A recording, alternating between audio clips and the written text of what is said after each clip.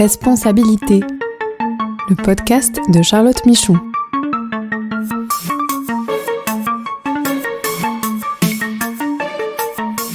Droits humains pour comprendre les nouvelles obligations des entreprises.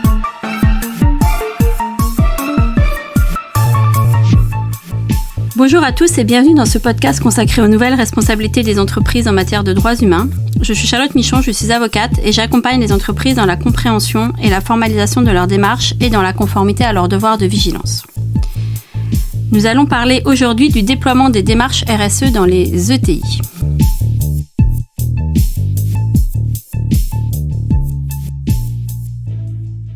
Alors bonjour à tous, aujourd'hui nous allons parler du déploiement des démarches RSE dans des plus petites entreprises et donc dans les entreprises de taille intermédiaire, puisque comme vous le savez, elles sont soumises aussi déjà à des obligations de reporting extra-financier qui vont s'amplifier et vont bientôt être soumises aux obligations liées au devoir de vigilance qui va toucher des entreprises de beaucoup plus petite taille que celles françaises aujourd'hui. Et donc pour parler de tout ça, j'ai le plaisir d'accueillir Sophie Pierson. Bonjour Charlotte.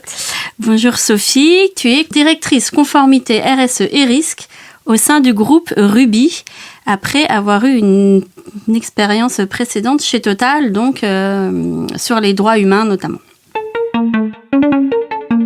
Alors, est-ce que tu peux déjà nous présenter Ruby déjà, puisque tout le monde ne connaît pas forcément, et un peu toi, ton parcours, ton périmètre d'activité qui je crois s'est un peu élargi au fur et à mesure, et voilà, et ton expérience aujourd'hui chez Ruby. Tout à fait. Donc effectivement, merci Charlotte pour ton invitation. Donc Ruby, qui est une société peu connue, le groupe Ruby, qui est une ETI, donc effectivement 4500 salariés dans le monde, dans une quarantaine de pays, qui est cotée au SBF 120 et qui est un acteur du secteur de l'énergie, donc historiquement distribution de produits pétroliers et bitume, et qui s'est diversifié progressivement et notamment par le biais des démarches RSE dans des activités renouvelables, notamment depuis 2022 avec le rachat d'un acteur qui s'appelle Photosol et qui produit de l'électricité photovoltaïque. Donc moi je suis comme toi en fait, je suis juriste de formation, avocate et j'ai démarré ma carrière en droit de la concurrence, donc une des premières matières de conformité pour les entreprises, et donc c'est par ce biais-là que je suis rentrée dans les sujets de conformité. Et comme tu le disais, j'ai notamment travaillé pendant près de même 10 ans chez Total Energy, d'abord en tant que juriste droit des affaires généraliste. Donc là, j'ai touché à énormément de sujets en droit des affaires qui m'ont permis de toucher du doigt des problématiques très opérationnelles, très terrain.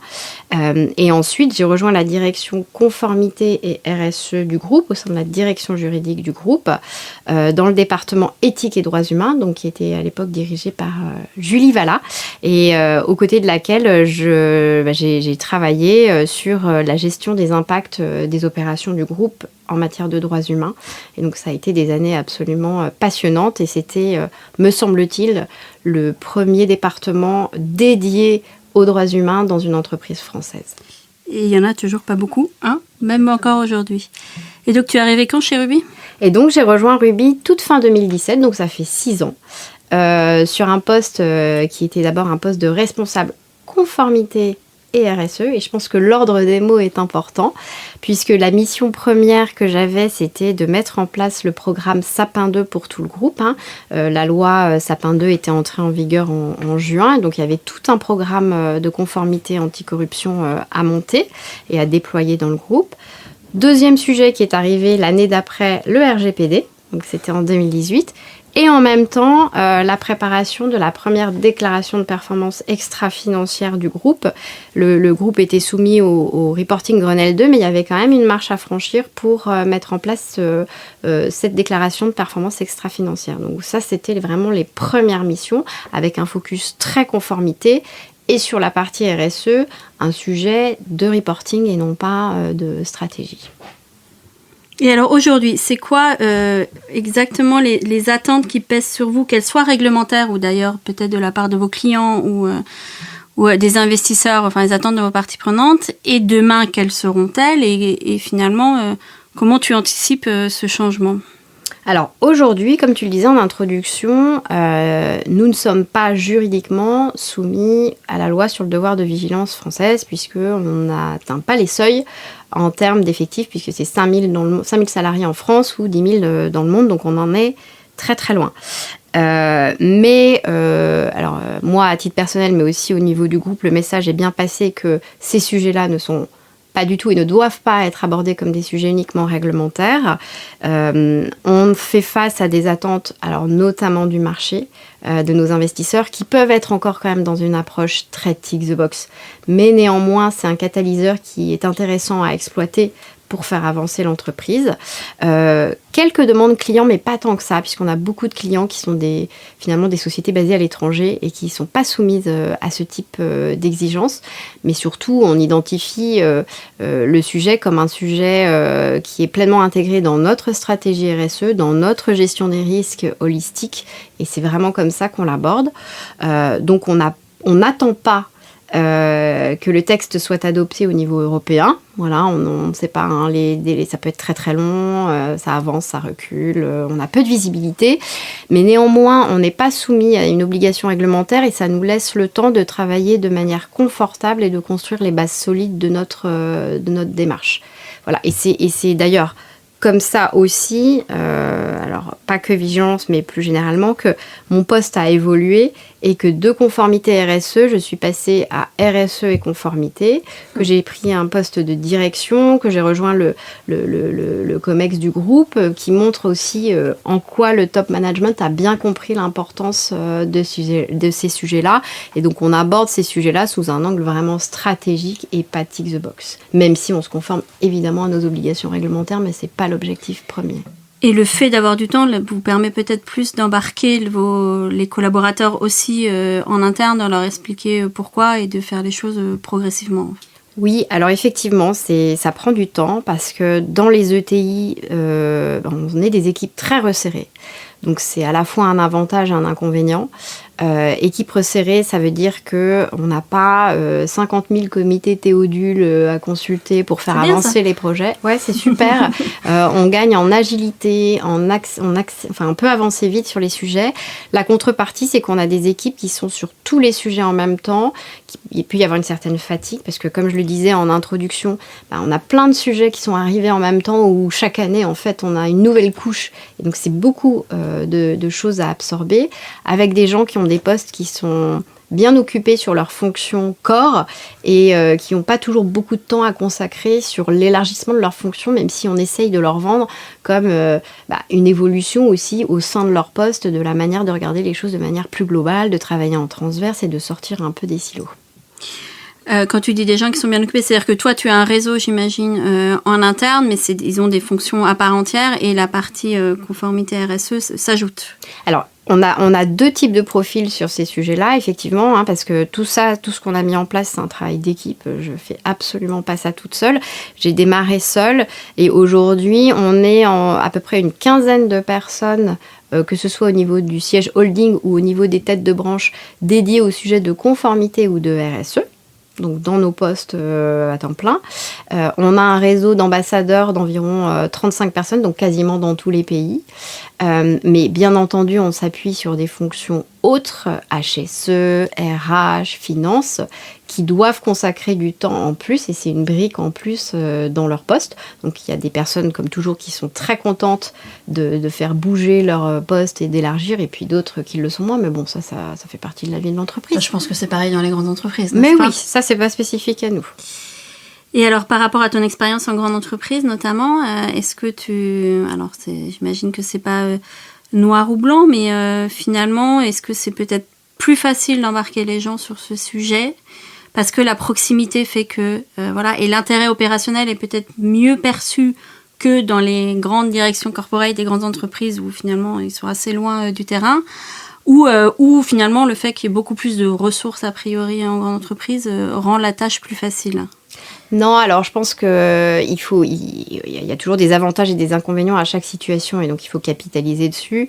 Ce qui est vrai, c'est que dans des entreprises avec des équipes plus resserrées, finalement on se connaît mieux. Moi je connais quasiment tous les patrons de pays. Donc ça permet de travailler ensemble, de les impliquer. Alors c'est pas toujours facile, mais en tout cas il y a cette proximité. On va beaucoup sur le terrain pour aussi être en ligne et bien percevoir les challenges qu'ils rencontrent. On a des enjeux très hétérogènes au sein du groupe et donc c'est ça aussi qui rend les choses à la fois intéressantes et à la fois difficiles. Après, c'est vrai qu'on a moins de fonctions support sur lesquelles s'appuyer. On a des fonctions, par exemple, qui n'existent pas, comme les achats. On n'a pas de fonctions centralisées. Donc, la mise en place d'une démarche achat responsable, achat durable, c'est un élément clé dans une démarche de vigilance. Là, il faut qu'on aille parler quasiment à tous les pays. Donc, c'est vrai que ça peut rendre les choses un peu plus compliquées, mais en même temps aussi très intéressantes. Après, ça permet d'embarquer mieux, je pense, le travail de cartographie, d'identification des risques que vous avez peut-être commencé au titre de devoir de vigilance. Du coup, ça permet d'avoir une meilleure visibilité et que chacun qui soit vraiment finalement propriétaire et en relation avec les fournisseurs puisse être initié à la démarche. Exactement. Je pense que le challenge, c'est la remontée de l'information, la consolidation, parce qu'on n'a pas tous ces process forcément très formalisés. Alors, on l'a formalisé sur la RSE, mais il y a beaucoup de sujets où on ne l'a pas.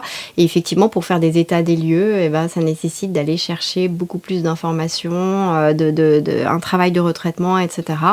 Mais en même temps, ça nous permet d'avoir une vision beaucoup plus fine des choses, oui. Et donc, les futures obligations ne te font pas peur?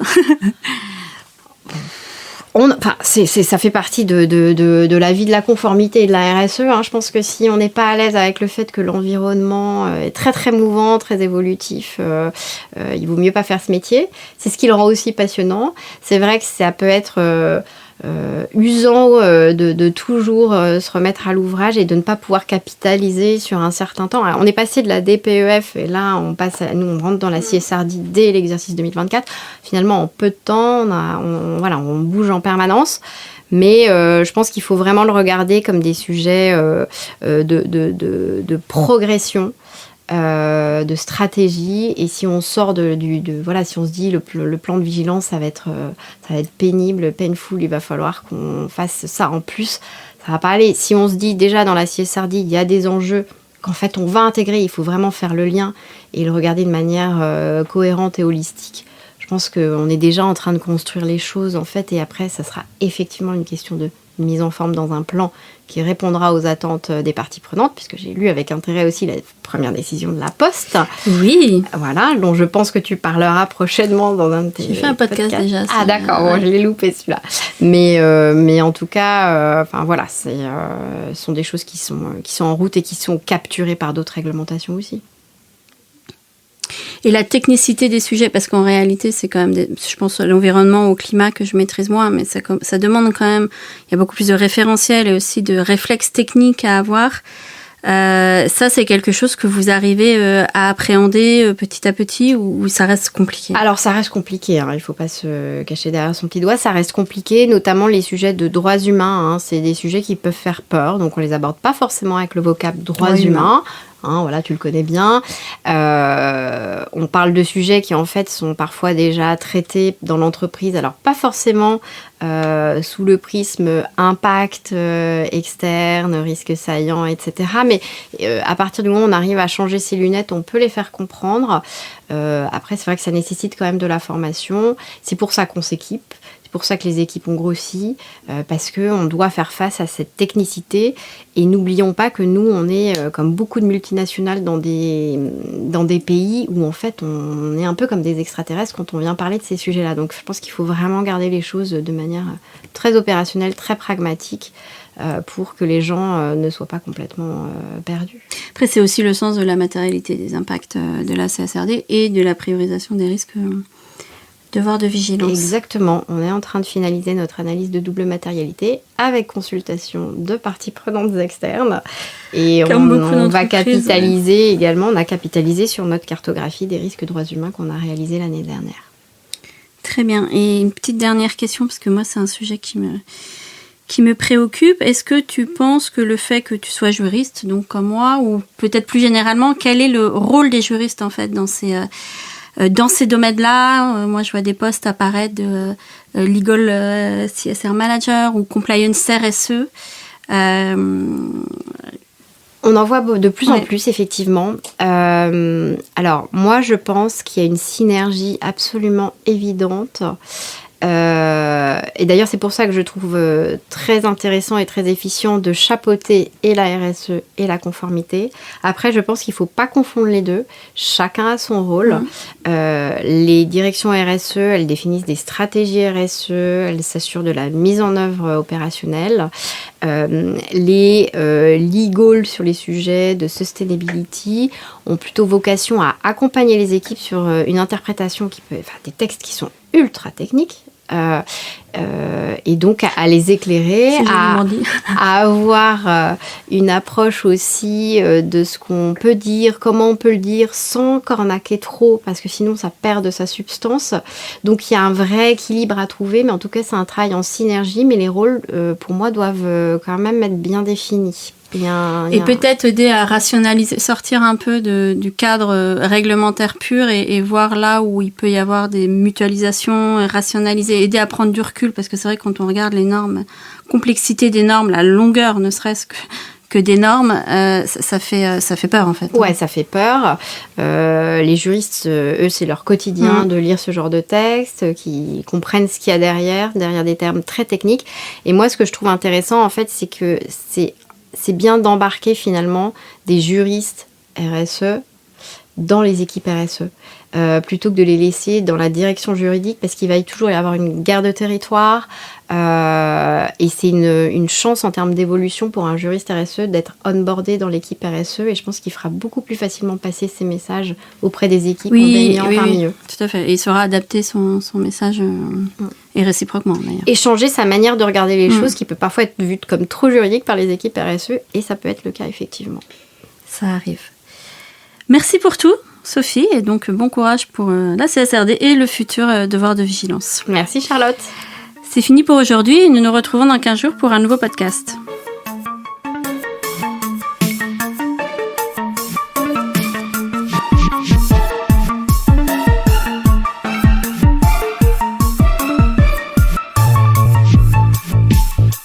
Ce podcast est proposé et présenté par Charlotte Michon. Vous pouvez la contacter sur LinkedIn pour plus d'informations. Produit par Amicus Radio.